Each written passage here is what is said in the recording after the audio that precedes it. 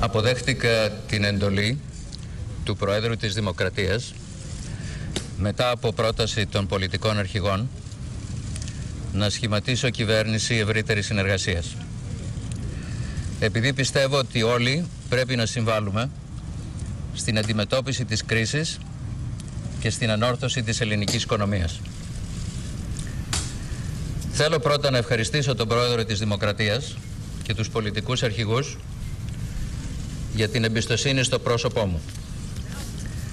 Η τιμή είναι μεγάλη και η ευθύνη που αναλαμβάνω είναι μεγαλύτερη.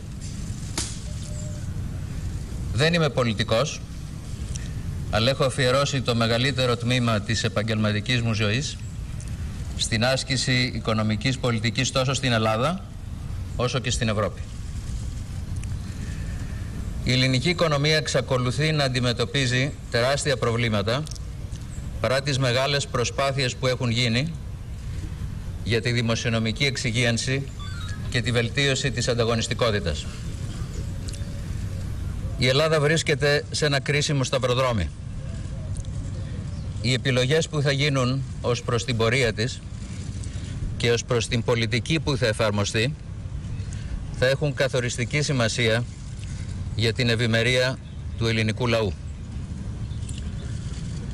Η πορεία δεν θα είναι εύκολη, αλλά τα προβλήματα είμαι πεπισμένος ότι θα επιληθούν και θα επιληθούν ταχύτερα, με μικρότερο κόστος και με αποτελεσματικότερο τρόπο αν υπάρχει ενότητα, συνεννόηση και σύνεση. Αν όλοι συνδράμουμε στη δύσκολη αυτή διαδικασία προσαρμογής και ανόρθωσης της οικονομίας. Και γι' αυτό το λόγο έχει ιδιαίτερη σημασία ο σχηματισμός μιας κυβέρνησης ευρύτερης συνεργασίας, ώστε να αντιμετωπιστούν τα προβλήματα αυτά στο άμεσο μέλλον με το καλύτερο δυνατό τρόπο.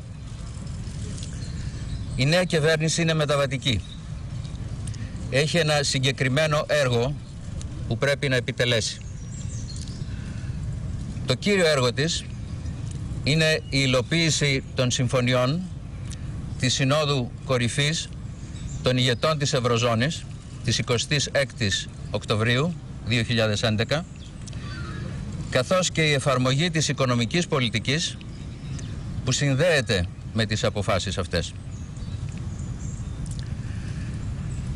Είμαι πεπισμένος ότι η συμμετοχή της χώρας στη ζώνη του ευρώ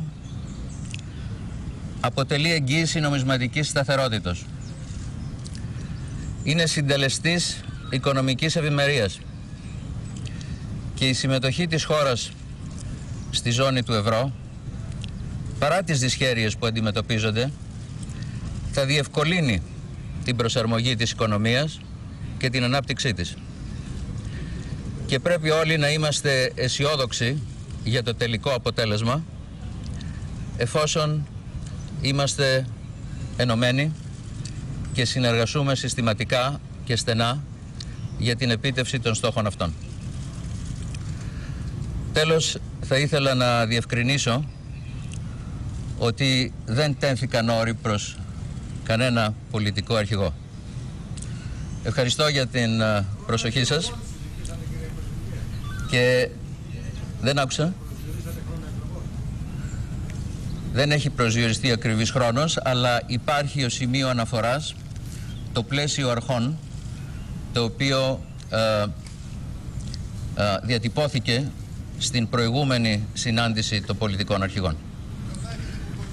Δεν θα απαντήσω σε άλλες ερωτήσεις σήμερα. Αυτό θα γίνει μετά τις προγραμματικές δηλώσεις της νέας κυβέρνησης. Σας ευχαριστώ πολύ.